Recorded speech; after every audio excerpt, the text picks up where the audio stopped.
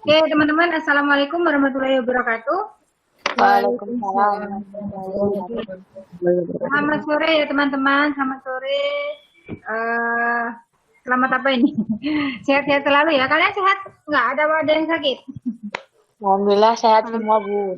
Sehat ya? Alhamdulillah sehat, Bu. Alhamdulillah sehat. Kalau Madiun kayaknya sudah zona hijau kan? Kotanya. Ya, alhamdulillah. Iya. Oke, teman-teman, sore hari ini kita akan melaksanakan ini dulu Rek, lupa Bu ini. Kita record dulu ya.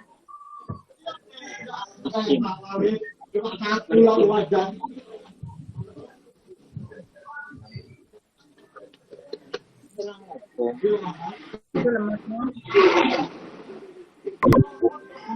Oke, selamat sore teman-teman. Sore hari ini kita akan melakukan diskusi gitu ya, diskusi terkait dengan KKN daring kita, KKN COVID daring kita dari gelombang 3 di tahun 2020 ini. Memang kalau kita melihat substansi yang ada dalam KKN ini agak sedikit berbeda dari KKN, bukan sedikit tapi banyak berbeda dari KKN kita pada tahun-tahun sebelumnya. Spesial ya. KKN biasanya akan bertemu dengan teman-teman ya, dengan berbagai teman-teman yang ada di banyak fakultas. Kalian akan bertemu 25 anak gitu kan. Nah, ini berbeda, kalian melakukan KKN dari rumah kalian masing-masing, dari tempat tinggal kalian masing-masing, dari daerah kalian masing-masing. Teman-teman, ini ada 4 tema di KKN kita. Yang pertama di program kemanusiaan, kemudian ada yang kedua itu program kewirausahaan, 3 ada proyek di desa, dan keempat itu ada program mengajar di desa. Apa itu program kemanusiaan? Nah, program kemanusiaan ini nanti teman-teman ini bisa memilih ya, enggak semuanya Bu, apakah keempat program ini harus dilaksanakan, tidak. Teman-teman bisa memilih daripada 2 di antara minimal 2 program dari keseluruhan tawaran gitu ya, yang bisa dilaksanakan. Misalnya begini, Bu, saya misalnya kayak di Lumajang tadi ya, temennya ada yang satunya di kota, satunya yang mana, Mbak Asih tadi yang di luar dari kota, jangkauannya di luar tadi? Ada yang di Padang, Bu. Padang ya, nah misal Padang itu berapa jam dari kota? Dalam Padang itu berapa jam dari kota? berapa? Ini ada satu yang rumahnya tiga, itu rumahnya di Padang. Yang Padang siapa? Iya Bu, ya sekitar setengah jam kok Bu, nggak terlalu jauh dari kota. Oh, setengah jam, berarti kan masih memungkinkan kan? Lumajang kayaknya juga tinggi deh COVID-nya. Maksudnya masih aman ketika bepergian gitu kan? Iya, nggak terlalu jauh kok Bu dari kota. Nah, siapa yang Padang? Siapa namamu Mbak? Saya Aziza. Oh Aziza, Mbak Aziza begini. Bu, saya agak terkendala, atau mungkin yang Madiun ya, agak terkendala jika saya harus bergabung dengan teman-teman yang sangat jauh istilahnya lokasinya.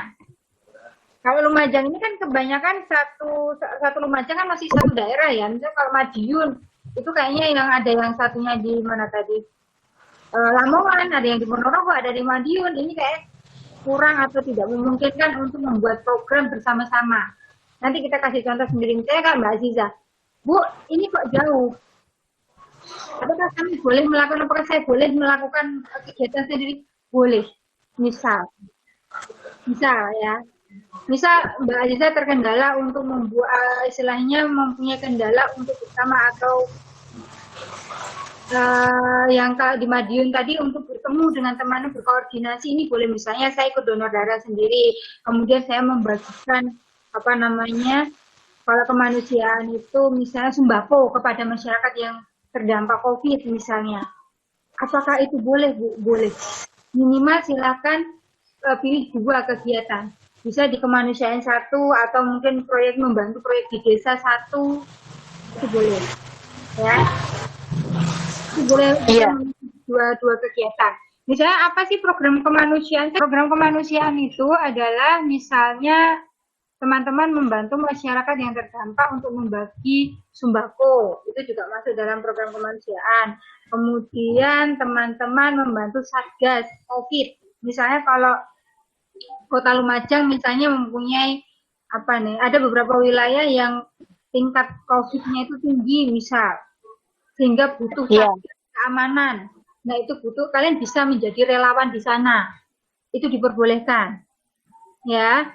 Itu salah satu daripada program kemanusiaan. Nah kalau teman-teman sudah membaca buku pedoman di sana dijelaskan lebih rinci seperti apa.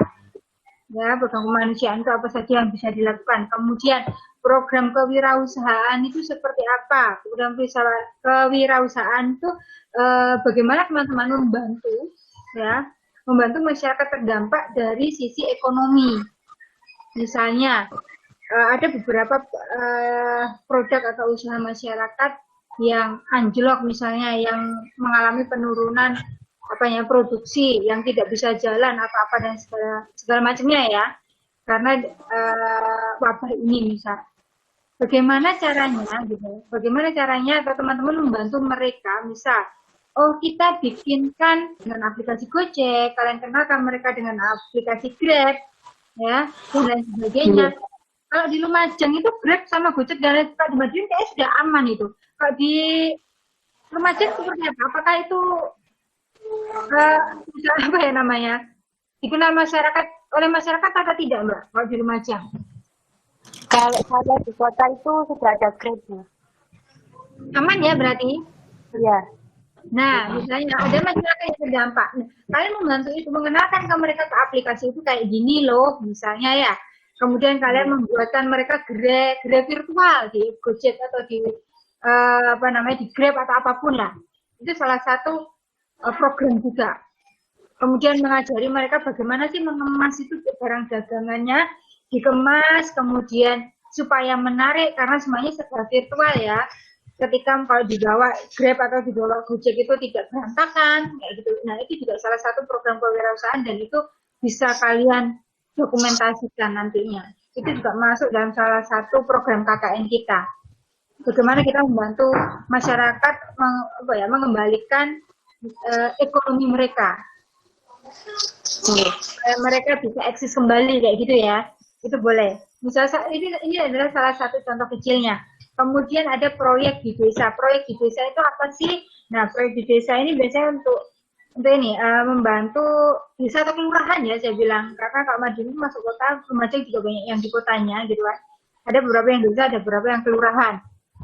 Nah, ini ada biasanya beberapa desa itu mempunyai, karena ini dampak COVID ini pun tentunya akan sedikit banyak mengubah daripada master plan atau planning atau program yang ada di desa. Nah, teman-teman bisa membantu di sana, misalnya membenahi sistem pelayanannya semasa COVID itu seperti apa. Yang awalnya pelayanannya nyadet misalnya, teman-teman bisa bantu. Atau misal di desa masih butuh melakukan pendataan misalnya bagi masyarakat mungkin atau masyarakat terdampak, membantu membagikan sumbangan dari desa, misalnya sumbangan dari desa itu boleh, itu masuk dalam proyek desa juga.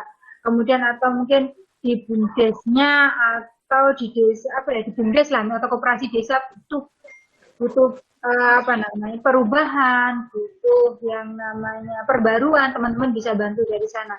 Jadi kalau kita bicara KKN kita kali ini yang gelombang 3 ini memang karena sudah berbeda ya, agak berbeda dengan yang 1 dan 2. Kalau 1 dan 2 itu memang ketika penanganan COVID, kalau kita kan sudah masuk dalam new normal ya. Jadi sudah status COVID-nya kita berpikirnya normal. Kalau proyek desa pun bisa kita berpikirnya istilahnya tidak selalu COVID gitu ya. Tapi kita juga bisa membantu mereka pengadministrasian. Misalnya ada teman-teman dari jurusan administrasi perkantoran misal, atau ada nggak teman-teman yang dari FIS di sini? Belum Ada. Belum ada ya. Atau teman-teman dari IT lah, siapa tahu yang bisa membuat sebuah aplikasi pengarsipan misal. Membantu Pak, saya tatakan arsipnya misal. Atau yang teman-teman dari FE, saya tatakan Pak, saya bikinkan misalnya pembukuan yang rapih itu seperti ini loh, itu bisa. Ya, itu salah satu program KKN kita juga bisa dimasukkan ke sana. Misalnya kalau dulu kemarin pembukaannya masih manual nih, gitu kan? Kalian bikinkan kalian buatkan secara lebih aplikatif melalui program komputer, gitu kan misal. sehingga tertata, kalian buatkan Excel-nya dan sebagainya. Itu juga masuk dalam tema KKN kita. Itu bisa masuk. Ya, entah nanti ada di desanya, bisa di BUMDesnya gitu ya. Ataupun bantu Karang Taruna, itu boleh. Apapun yang dilakukan desa, apapun program membantu, apapun program yang dilaksanakan di desa. Kemudian tema keempat adalah program mengajar di desa. Nah, program mengajar di desa itu seperti apa? Nah, ini yang juga masih agak membingungkan juga, bukan bingung dalam artian seperti apa. Yang jelas teman-teman, kita bukan yang lalu-lalu itu mengajar di desa ini, misalnya teman-teman membantu melesi anak-anak gitu ya, biasanya teman-teman kan gitu. Di sekolahan jelas nanti jumbo dengan PPL. Ya, kita kan punya program PPL ya. Akunya jumbo dengan PPL. Nah, ini tidak sama seperti kita PPL. Dan kalau kita membantu teman-teman anak-anak di desa yang karena di desa itu juga kurang memungkinkan. Saya bilang tidak, tapi kurang memungkinkan karena kondisinya sekarang seperti ini. Jadi sebisa mungkin menghindari kegiatan-kegiatan yang mengumpulkan massa, ya kan? Iya. Teman-teman bisa membantu kalau mengajar di desa itu kayak bisa membuat video pembelajaran, ya, mungkin teknik-teknik bagaimana membuat materi belajar itu menarik sehingga bisa dibagikan ke sekolah, hanya dibagikan ya, nanti sekolah bisa membagikan kepada wali muridnya atau seperti apa. Itu mungkin yang bisa kita lakukan kalau mengajar di desa itu. Andai kata pun memang misal kalau ngajuin Bu, ngajuin termasuk zona hijau nih, apakah boleh istilahnya kita mengadakan proyek misalnya melesi atau apa, selama yang penting ini ketika program kalian laksanakan itu tidak bertentangan dengan kebijakan yang ada di daerah tersebut, ya. Misalnya di sana tidak mengizinkan adalah perkumpulan mengumpulkan banyak anak atau banyak orang gitu, ya jangan gitu ya.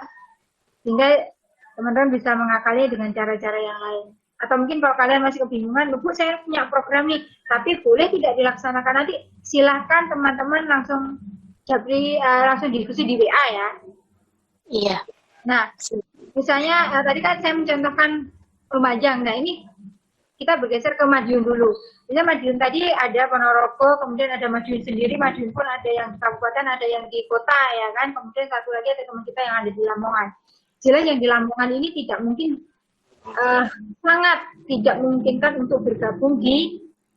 Nah teman-teman, ini laporan nih bukan menjadi tugas ketua kelompok, tapi laporan itu menjadi tugas bersama. Jadi nanti silahkan bagi Madiun ataupun Lumajang untuk dikoordinasikan ya, dibagi tugasnya. Oh, yang bikin pendahuluan ini, yang bikin ini, yang menata ini, yang melayout ini, sehingga nanti tidak berat di salah satu anggota saja ya. Siap. Misalnya ketua kelompoknya sudah mengupload semua logbook, mungkin laporannya bisa dialihkan ke teman-teman yang lain, kayak gitu ya. Jadi biar semuanya nggak numpuk juga di ketua kelompok. Oke, proyek boleh dilaksanakan secara kelompok ataupun individu seperti saya contohkan tadi Mas Ali Topan, bisa misalnya, Bu saya individu, ataupun separuh individu, separuh saya ke kelompok misal. Karena di Madiun ada baksos, Bu, sekalian main-main misal, ya kan? Nah, kalau Lumajang ke Madiun kayaknya masih aman. Kalau Surabaya ke Madiun ini yang kayaknya banyak orang yang agaknya bagaimana gitu ke orang Surabaya kan? Karena Surabaya zona pekat masih ada. Misalnya Lamongan ke Madiun untuk membuat programnya secara kelompok. Kita baksos, Bu, boleh. Ya, Mas Ali ikut ke Madiun boleh. Tapi itu tadi, teman-teman harus tetap memperhatikan protokol kesehatan. Ya, maskernya tetap harus dipakai. Selama kegiatan silahkan memakai atribut. Ya, silakan memakai atributnya. Misalnya nanti yang di Madiun, Bu Yuni akan insya Allah kalau yang teman-teman nanti akan dapat topi ya, Iya Bu. Nah, nanti akan dikirim topinya. Nah, Iya, atribut KKN-nya, kemudian maskernya dipakai, ya. selama kegiatan jangan menggerombol. Jadi kalau ada dokumentasi itu agak apa ya namanya physical distancingnya agak diperhatikan ya. Jadi gak gerumbul, dempet-dempetan, gitu ya Raya. Jadi kalau kegiatan itu baik di waktu pelaksanaan ataupun ketika dokumentasi itu juga harus diperhatikan ya. Nah, kemudian ketika pelaksanaan proyek didokumentasikan dan dilaporkan kepada ketua kelompok. Ini yang penting. Nah, jadi jangan sampai lupa karena kita sebutnya daring ya. Ini yang semua yang kalian lakukan harus didokumentasikan. Dilaporkan kepada ketua kelompoknya. Kemudian ketua kelompok melaporkan seluruh proyek kegiatan dalam logbook kegiatan yang telah tersedia di SIM KKN UNESA. Ini tugasnya ketua kelompok karena yang bisa input hanya ketua kelompoknya. Kecuali ketua kelompoknya mau nge-share password dan username-nya, passwordnya ya. Tapi saya rasa di ketua kelompok jadi kayak lebih aman. Nah, pengisian logbook dilaksanakan selama periode pelaksanaan KKN. Kalau KKN biasanya dikasih waktunya berapa? 3 mingguan ya. Kalian spesial, kalian dapat waktu 1 bulan untuk KKN ini. Ya, jadi kalian selama bulan Juli ini mulai tanggal 1 sampai tanggal 31, teman-teman. Ini adalah jadwal pentingnya. 30 Juni nanti, ingat-ingat ya, yang ini jadwal pentingnya mungkin bisa di-capture, teman-teman. 30 Juni ini 2020 pukul 10, pelepasan mahasiswa KKN oleh Rektor Unisa secara daring. Nanti teman-teman silakan join. Akan ada info, alamatnya ya. Nanti saya share ke teman-teman dan teman-teman silakan join di sana. Ada video 10. Kemudian tanggal 1 sampai 31 Juli 2020 itu merupakan pelaksanaan KKN.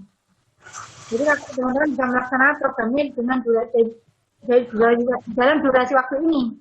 Ya, tanggal 1 sampai 31. Jangan lupa setiap dokumentasi itu kan selalu ada tanggalnya ya. Ada tanggalnya, kemudian ada deskripsi kegiatannya. Kemudian 7 Juli 2020, seminggu setelah KKN berarti ya, ini adalah batas waktu pengumpulan laporan akhir KKN-nya. Ini sudah finish pokoknya. Jadi kalau kalian sambil ngisi logbook misal, nah teman-teman juga bisa sambil mengerjakan laporannya. Mungkin sudah minggu ketiga atau minggu kedua itu sudah bisa mulai mengerjakan laporan. Dicicil gitu ya laporannya. Mohon maaf Ibu, itu kalau 7 Juli, seminggu setelah akan berakhir itu 7 Juli atau 7 Agustus? 7 Agustus ya Mbak, 7 Agustus Mbak. Iya ya Bu. Kalau salah begini, 7 Agustus, coretan sendiri ya. Catat sendiri, catat 7 Agustus seminggu setelah pelaksanaan KKN. Ya benar, 7 Agustus. Batas pengumpulan laporan akhirnya. Nanti silakan itu kayaknya ada batas size-nya Mbak. Jadi silakan disimpan dalam PDF ya. Kemudian silakan kompres. Iya. Nah, saya lupa berapa meganya. Kok kayaknya ada ininya. Kalau nggak bisa berarti kompresan sampai bisa di-upload gitu ya. Iya, Bu. Kemudian setelah disimpulkan, kemudian silakan di-email ke Kapus KKN maupun ke saya. Nah. Iya. Oke. Jadwalnya jelas ya. Tak kembali ke tema ya. Kemudian teman-teman, jangan lupa dari semua program yang kalian kerjakan nanti, itu juga harus divideokan. Divideokan, kemudian akan kita upload, nanti dari video itu juga kalian kirim ke saya, dan juga ada email KKN ya nanti ya. Yang itu akan di-upload di YouTube oleh tim KKN. Nah, kewajiban kalian adalah nge-share. Menge-share, mempublikasikan itu kepada semua orang daripada kegiatan kalian. Dan ini akan menjadi reward-nya teman-teman. Kalau kita punya 2 kelompok kan, di bulan ini berarti nanti teman-teman akan menghasilkan 2 video. 1 video di Madiun, 1 video juga di Lumajang. 2 video. Nah, videonya semua kegiatan kalian. Ini bukan hanya kalau yang kemarin itu teman-teman itu bikin masalah kayak video pencegahan COVID gitu ya, beda loh ya. Bukan video pencegahan COVID, tapi video semua pelaksanaan KKN ya. Bikin menarik mungkin, bikin out of the box mungkin gitu saya bilang. Kenapa? Semakin menarik, semakin orang penasaran gitu kan. Itu bisa bisa akan menambah subscriber kalian, viewer kalian, semakin banyak akan memungkinkan membuka peluang kalian untuk mendapatkan reward. Kalau yang gelombang 1 dan 2 kemarin rewardnya dapat 1 juta. Antara 1 juta dan satunya 500, ada dua ini. Ya. Kan tebak-tebak berhadiah ya, siapa tahu kalian bikin, dan dikerjakan maksimal, dapat 1 juta kan lumayan teman-teman. Iya, Bu, siap. Ya kan? Oke.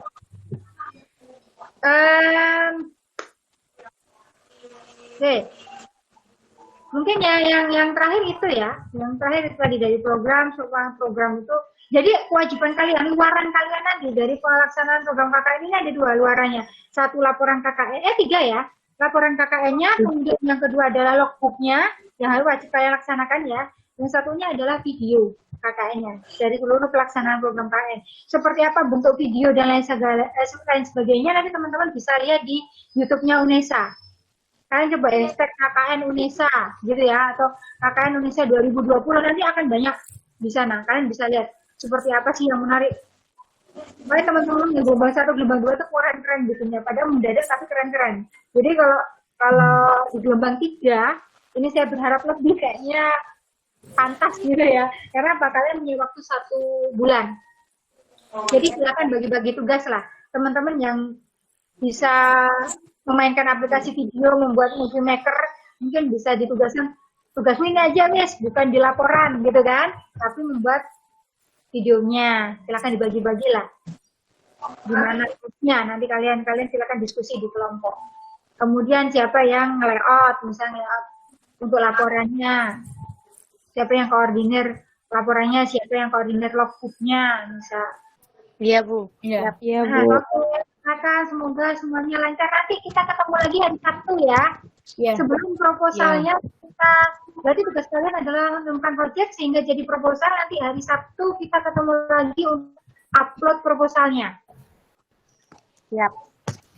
Oke, kalau begitu saya akhiri. Sampai ketemu hari Sabtu. Hari Sabtunya jam berapa saya lupa. Nanti saya lihat jadwal lagi ya. Saya akhiri. Wassalamualaikum. Assalamualaikum warahmatullahi wabarakatuh. Selamat sore. Waalaikumsalam warahmatullahi wabarakatuh. Terima kasih, Bu.